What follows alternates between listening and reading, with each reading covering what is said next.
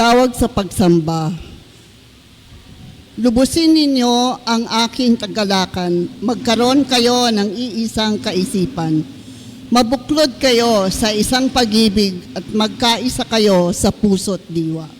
Tayo pong lahat, pagmalasikan ninyo ang kapakanan ng iba at hindi lamang ang isa inyong sarili, naway magkaroon kayo ng kaisipan na tulad na kay Kristo Jesus.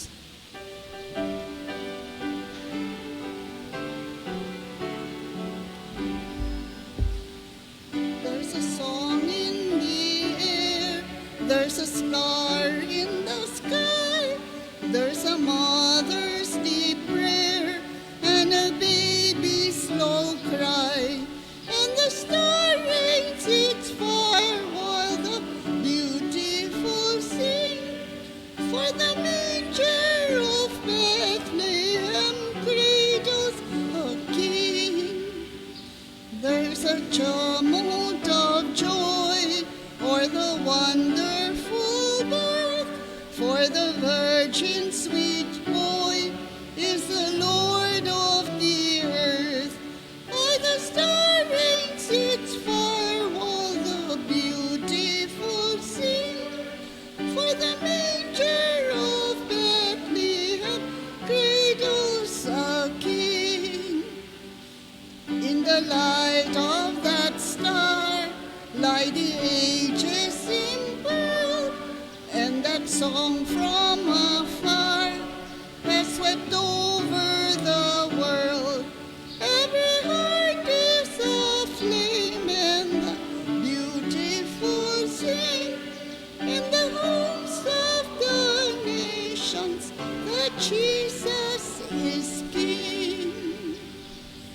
With rejoice in the light, and we echo the song that comes down through the night from the heavenly throne. Shout to the lovely evangel they bring, and we greeting his freedom, our Savior and King.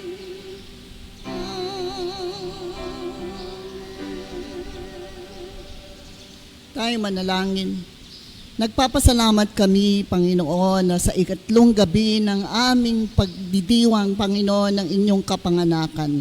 Patuloy nyo kaming ginagabay, inaalalayan. Pinapaalala, Panginoon, ang diwa at rason kung bakit kami nagse-celebrate sa gabing ito. Patnubayan nyo ang bawat isa, lalo po't ang iba na hindi pa nakakarating. At patuloy nyo kaming gabayan, lalo po't ang aming speaker, at lahat ng participants po sa ngayong gabi. Ito po ang aming dalangin sa pangalan ni Jesus. Amen. Isang mapagpalang gabi po sa bawat isa sa ating lahat, mga magulang at mga kapatid.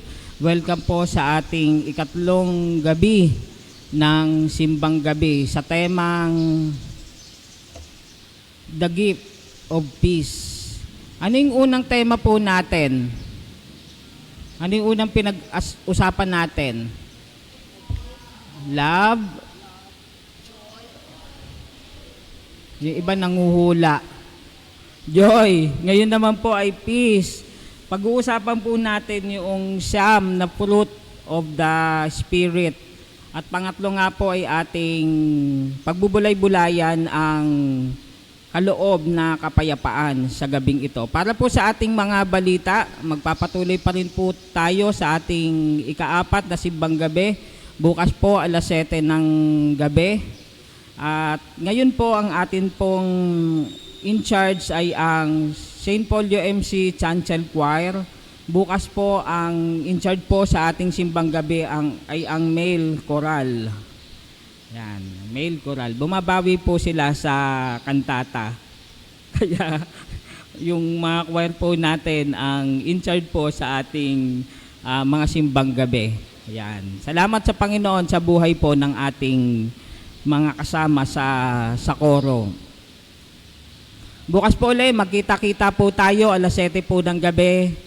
Same place, same time, same face.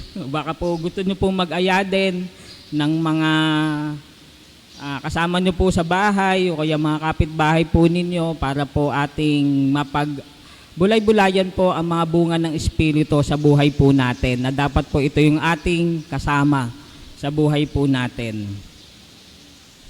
Tayo pong lahat ay magsitindig. Samahan niyo po ako sa pagbasa sa mga talata sa Ebanghelyo sa pagkakasulat ayon kay Juan sa kabanatang 20, mga talatang 19 hanggang 23. Kinagabihan ng araw ding iyon na unang araw ng linggo, habang nakasara ang mga pinto ng bahay na kinaroroonan ng mga alagad dahil sa takot nila sa mga Hudyo, dumating si Jesus. Tumayo siya sa kalagitnaan nila at sinabi, "Sumainyo ang kapayapaan." Pagkasabi nito, ipinakita niya ang kanyang mga kamay at ang kanyang tagiliran. Tuwang-tuwa ang mga alagad nang makita nila ang Panginoon. Muling sinabi ni Jesus, "Sumainyo ang kapayapaan. Kung paanong isinugo ako ng Ama, isinusugo ko rin kayo." Pagkatapos, sila'y hiningahan niya at sinabi, "Tanggapin ninyo ang Espiritu Santo. Kung patatawarin ninyo ang mga kasalanan ninuman, ay pinatawad na ang mga iyon. Subalit ang hindi ninyo patatawarin ay hindi nga pinatawad." Naway idagdag ng Panginoong Diyos ang pagpapala sa ating mga buhay sa pagkakabasa ng kanyang mga salita. Amen. Salita mo'y aming patnubay at liwanag sa daan. Salita mo'y aming patnubay at liwanag sa daan. Amen.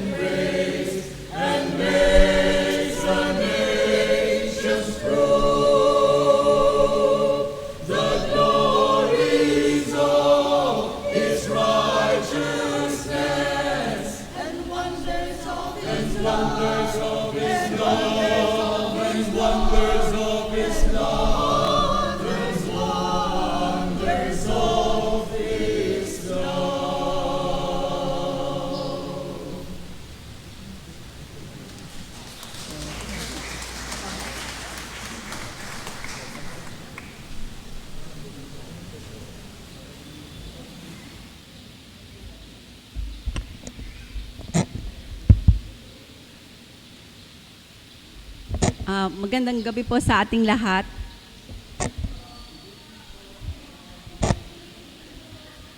Joy to the world. Katapos na po ang joy.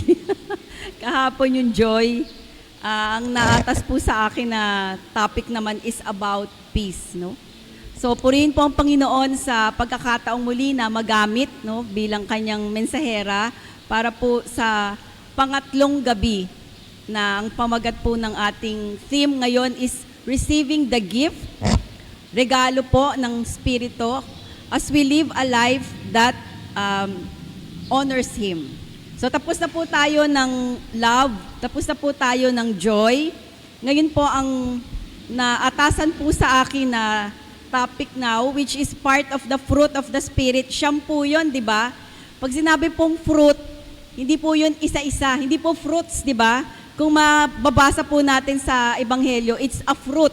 So pag sinabi natin nasa atin ng banal na Espiritu, lahat po yon dapat nasa atin. Hindi po pwedeng love lang, hindi po pwedeng peace lang, hindi pwedeng joy lang. Kasama po lahat, no? Ako, minememorize ko, para po ma-memorize nyo yung siyam, madali po yon. Yung una po is love, peace, joy. Isa lang po yung word. Yung pangalawa po, dalawang words, which is, hindi pala word, praise, which is patience, kindness, goodness. Yung pangatlo po, tatlo na po siya, gentleness, faithfulness, and self-control. Para maalala nyo po yung siyam. No? So yun po yung way para ma-memorize po natin. Ito po talaga ay fruit at hindi po siya fruits.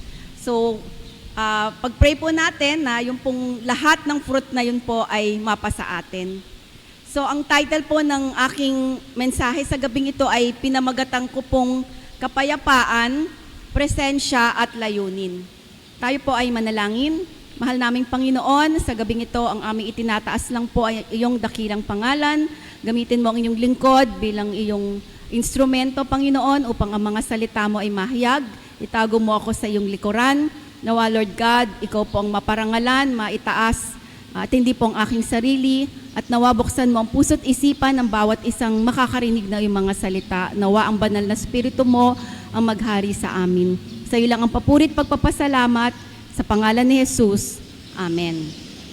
So muli po ngayon, sa gabing ito, gusto ko pong ibalik natin ang atin pong memory. No? Sa isang senaryo, doon po sa panahon na ang ating Panginoon ay nagsakripisyo, so namatay, namatay at muling nabuhay. No? So yun po ang scene.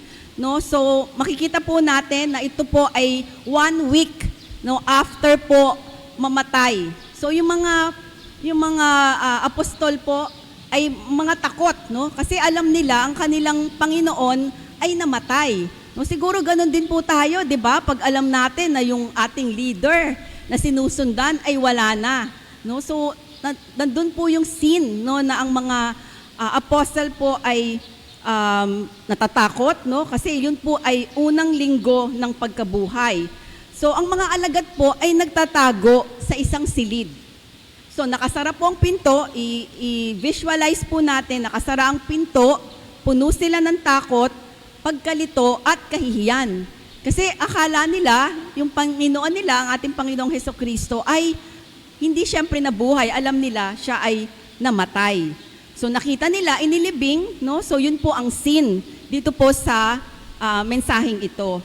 So nabasa na po kanina ni Pastor, no? Ang message po na pagbabatayan ko is from John 20, verses 19 to 23 na pinamagatang ang muling pagkabuhay ni Jesus. So nakita po nga natin, gumuho ang pag-asa ng mga apostoles, no? Kasi nga po, ang alam nila, ang Panginoon natin ay inaresto, inalipusta, at ipinako sa krus. So sa verse 19 po, makikita natin doon na si Jesus ay pumasok sa isang saradong pinto. Nakapasok na po ba kayo sa pintong sarado? Siguro wala po sigurong nakakapasok. Sarado nga po no?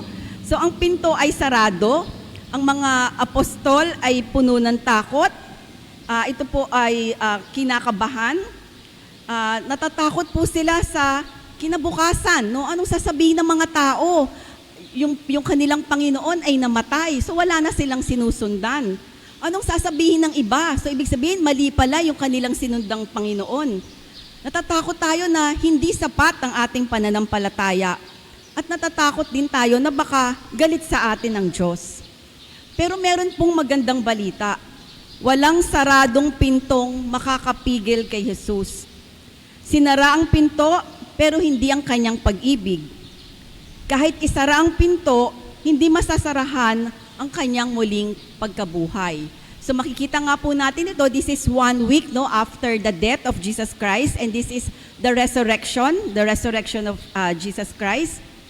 So ano pong nangyari dun sa scene na to? No? So makikita nga po natin, saradong pinto, hindi na hinintay ni Lord, hindi naman siya kumatok. Diba? Hindi naman niya sinabing, papasukin niyo ko, no? Hindi. Hindi hinintay ng Diyos na lumabas yung mga apostol. Pero anong ginawa ng ating Panginoon? Siya mismo ang pumasok sa lugar kung saan tayo natatakot. So anong unang salita ng Panginoon sa kanila? Anong unang salita? So ito po yung pinaka-meat ng message na to. Ang sabi ng Panginoon, kapayapaan ang sumainyo. So napakasarap po, 'di ba? Napakinggan, no, na kahit tayo, 'di ba, sa atin pong pang-araw-araw na buhay, pag may nagsabi sa atin, peace be with you. 'Di ba? Ang sarap pakinggan. How much more, no? Kung ang magsasalita sa atin, ang kapayapaan ay sumainyo, ay ang ating Panginoong Jesus. Pangalawa, si Jesus ang nagbigay ng kapayapaan sa ating lahat. So ito'y isang malalim na kapayapaan na nagpapakalma sa puso at nagbibigay ng lakas ng loob. Sinabi po sa John 14 verse 27, kapayapaan ang aking iniiwan sa inyo, hindi tulad ng kapayapaan ng mundo. Huwag tayong matakot at mabalisa. Kung babasahin po natin sa Bible, alam niyo ba kung ilang beses sinabi ni Lord yung do not fear or do not be afraid? 366, pati leap year, sinama na ni Lord. No? Ganon kamahal tayo ng Panginoon at alam niya, no, na talagang napakadami nating takot. Kaya talagang every day, no, meron tayong words of comfort, no, coming from our Lord. Yung do not fear or do not be afraid. Kung babasahin niyo sa Bible yan, 366 times yan sinabi ng Panginoon. At hindi lang siya ang nagbibigay, kung hindi siya mismo ang kapayapaan. As I said, no, 2 beses to inulit ng Panginoon. Sa Bible kasi mahalaga yung pag-uulit. No? Pag inuulit sa Bible, ibig sabihin, in-emphasize, ibig sabihin nun, yun ay mahalaga. So ang kapayapaang inaalok ni Jesus ay hindi kawalan ng problema. Alam naman natin na dito sa mundo, marami pa rin tayong mga pagdadaanan, kung hindi ang presensya niya sa gitna ng problema. Hindi man niya palaging babaguhin ang sitwasyon, pero binabago niya ang ating puso para hindi tayo kontrolin ng sitwasyon. Kaya yung maraming nagpapakamatay, maraming nade-depress, no? Kasi ang ginagamit nilang source of peace is media, yung own strength nila, no? Nakakalimutan nila i-surrender sa Panginoon kung ano yung kanilang problema. At kapag si Jesus ang nasa ating puso, kahit nasaan tayo, siya ang kapayapaan na walang makakaalis sa atin, no? Hindi ito mananakaw ng kahit sino, no? So it's not dependent on circumstances, no? It's Jesus in us, no? Siya mismo ang pinagmumula ng kapayapaan. Pangatlo, sa verse 20, ipinakita ni Jesus ang kanyang sugat, kapayapaang nakaugat sa katotohanan. So mahalaga yung nakita ng mga alagad, no, na talagang totoo na siya ay namatay at muling nabuhay. Kasi nakita nila yung sugat niya, 'di ba? Yung kanyang mga pinagdaanan ng mga pako, no? So nakita talaga nila na ito ang aking Panginoon. So ang nakikita natin dito na siya ay namatay, siyang namatay ang nakatayo sa kanilang harapan. So, yung victory over death, no? Napakahalaga nito na ipinapakita ng Panginoon ang kapangyarihan na siya ay totoong namatay at nabuhay. Ang kapayapaang dala niya ay hindi mura. Ibig sabihin, mura is hindi cheap, no? Ito ay binayaran ng kanyang dugo. So, when you say blood of the Lamb, si Jesus Christ yun. Yung blood of the Lamb that was shed on the cross. Na ang tagumpay niya ay hindi kwento lang, no? Ito ay patotoo ng kanyang pag-ibig. So mababasa natin yung sa John 3:16, yung for God so loved the world, di ba? That He gave His only begotten Son. So dito natin makikita talaga kung gaano tayo kamahal ng Panginoon. And sa verse 21, pinakita ni Jesus ang kanyang presensya kung paanong sinugo ako ng Ama, ay gayon din isinusugo ko sa inyo. Hindi lang pinakalma ng Diyos ang kanilang takot, kung hindi binigyan sila ng Diyos ng misyon. Hindi tayo dito na sa mundo para lang mag-exist, no? Kaya maraming tao ang nalulugmo kasi they just exist parang gigising lang sa umaga, tapos pagdating ng gabi matutulog. Pero kung alam natin, no, na may misyon tayo, mas magiging makabuluhan, no, ang ating buhay. So, hindi ka nasa mundo ng walang dahilan.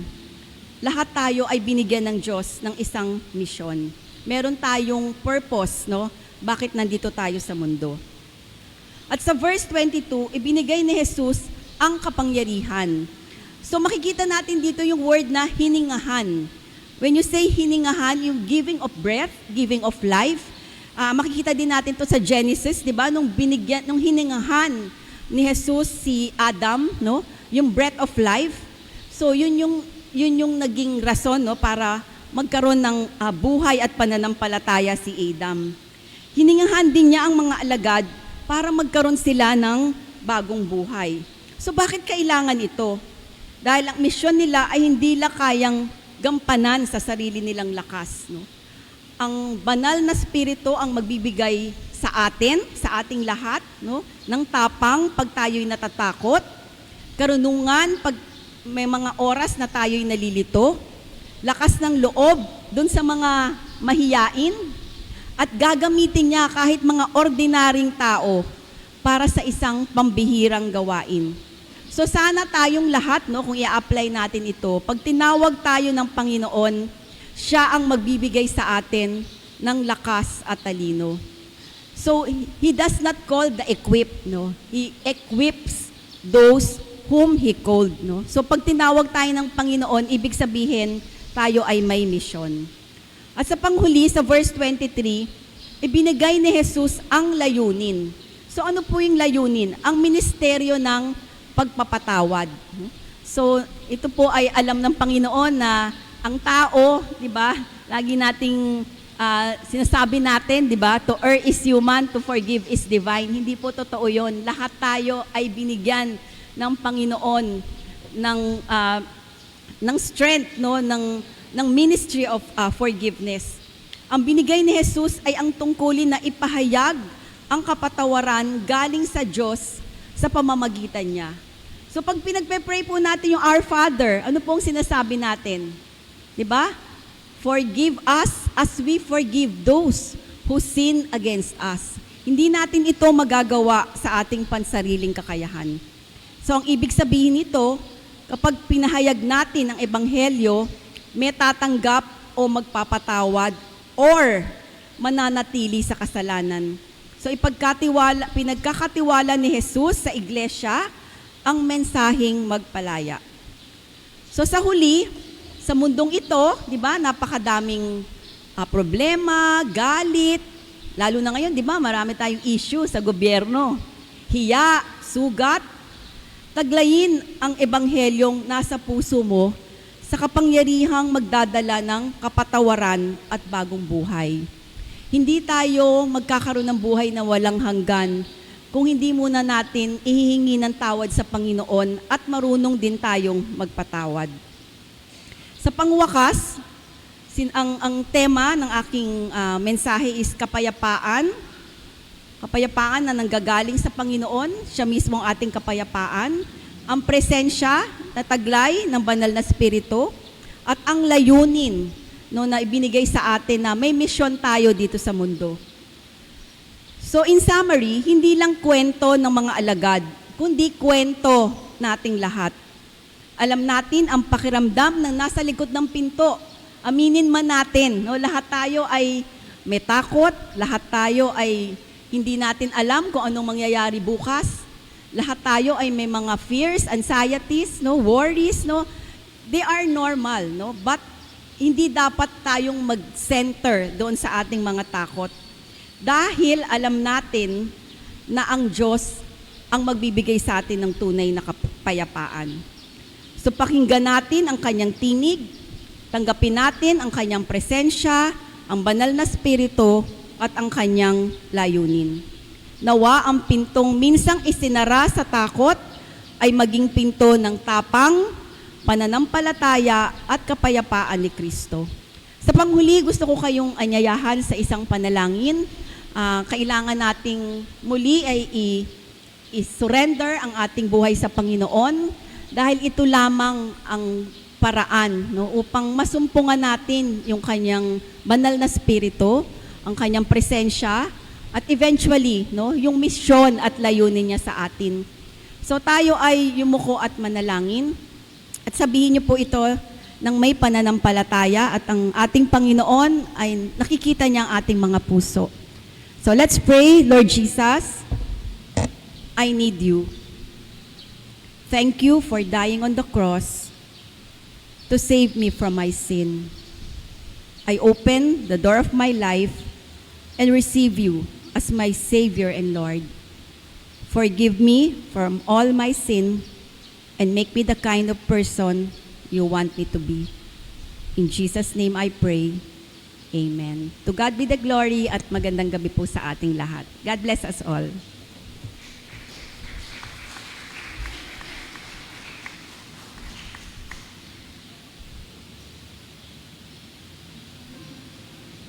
Handa natin po ang ating mga sarili para po sa tanging paghahandog.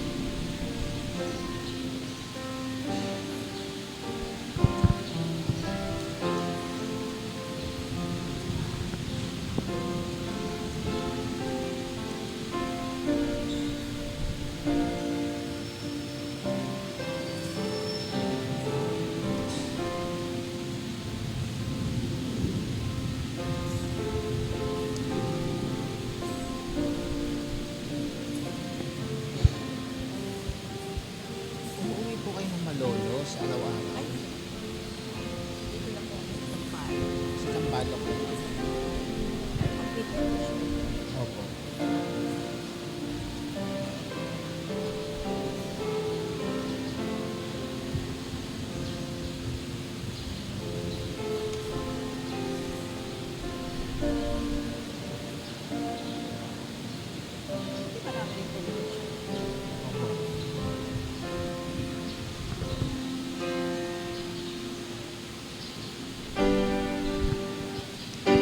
Purihin ang nagpapala, Diyos ng buong sanglilikha.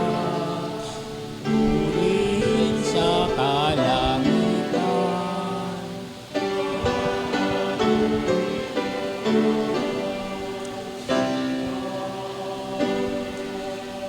Salamat Panginoon sa kaloob mong kapayapaan sa aming puso. Batid mo ang aming mga pangangailangan sa bawat araw.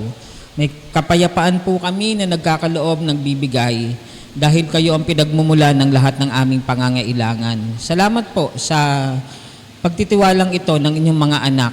Bagamat may mga pangangailangan, ngunit ang kapayapaan mo ang patuloy na nananahan sa puso namin dahil mayroon po kaming katiyakan na may tugon ka sa pangangailangan namin dahil mabuti ka sa amin. Kayo pong magbalik ng pagpapala sa mga anak mo na nagmamalasakit para sa kanilang kapwa. Amen.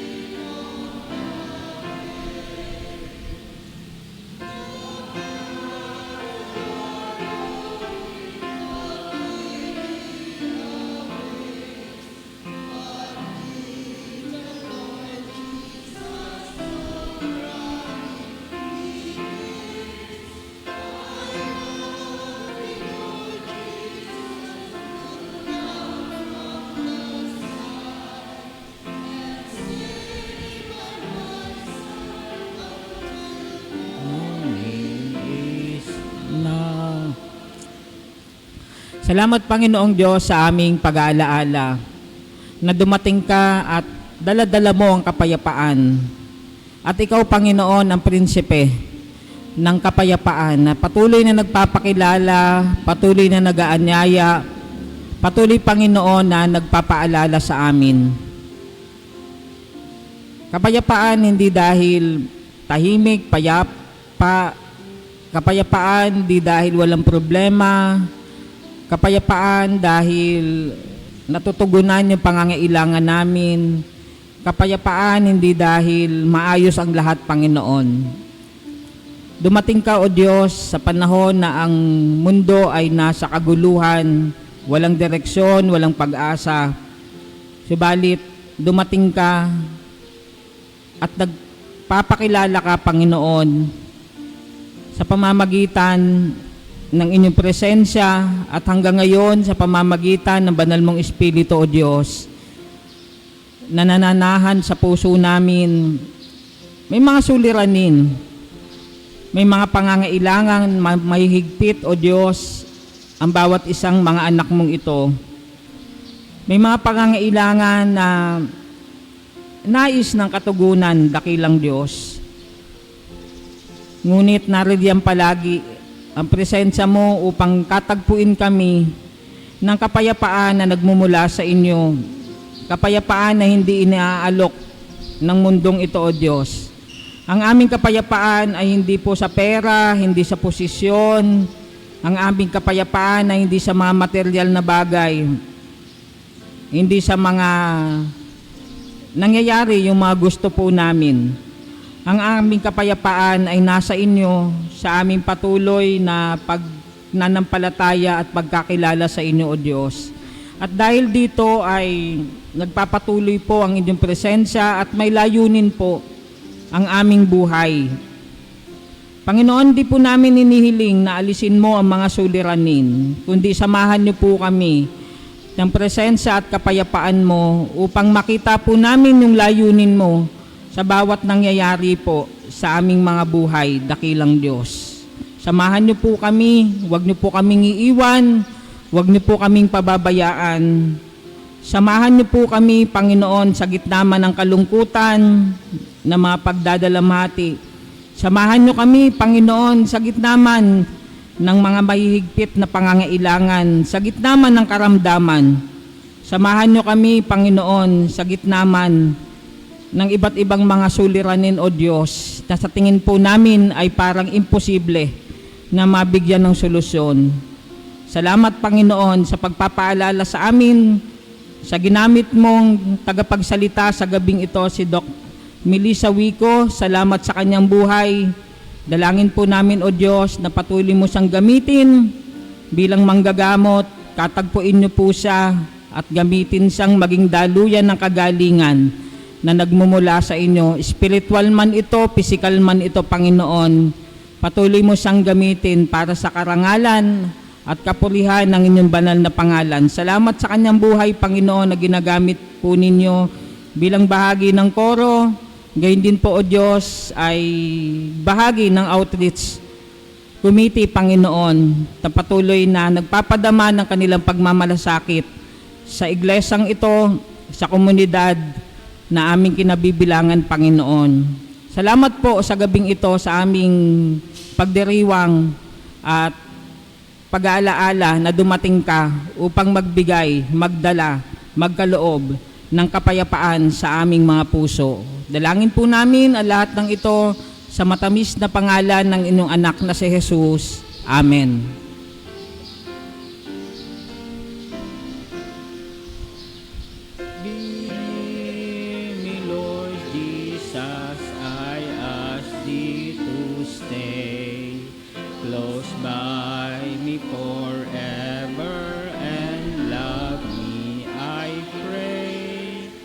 Bless all the dear children in thy loving care, and fit us for heaven to live with thee there. Amen. Paalala po sa atin ng ating Panginoong Jesus sa John 14:27, kapayapaan ang iniiwan ko sa inyo, ang aking kapayapaan ang binibigay ko sa inyo. Hindi ito katulad ng kapayapaang ibinibigay ng sanlibutan.